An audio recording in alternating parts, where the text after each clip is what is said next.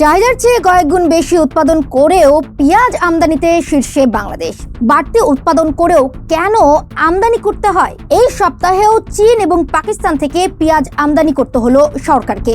এই অদ্ভুত রহস্যের পেছনের কারণটা কি, সেটাই জানবো বাজ নিউজের এই পর্বে। চীন ভারতের পর বিশ্বে পেঁয়াজ উৎপাদনে তৃতীয় স্থানে এখন বাংলাদেশ। গত 5 বছরে পেছনে ফেলেছে যুক্তরাষ্ট্র, পাকিস্তান এবং তুরস্কের মতো দেশগুলোকে।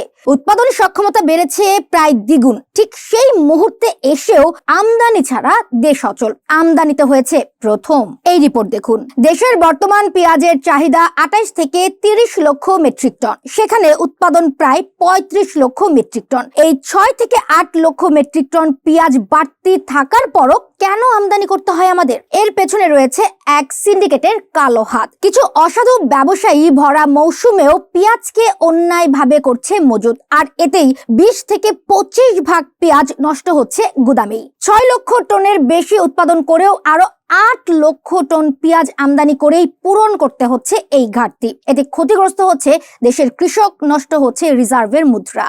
সরকারকে নিতে হবে কঠোর পদক্ষেপ, আমাদের হতে হবে সচেতন। লোককে পাশ কাটিয়ে ভালোবাসতে হবে দেশকে। নিজের লাভ না ভেবে দেশের লাভ কিভাবে হয় সেটাই যেন ভাবে সকল ব্যবসায়ীরা। এই দিকেই তাকিয়ে দেশের মানুষ। শেয়ার দিন, হয়তো একজন হলেও হতে পারে সচেতন। এতেই জিতে যাবে দেশ, সার্থক হবে আমাদের প্রচেষ্টা। দেখছিলেন বাজ নিউজ। ধন্যবাদ।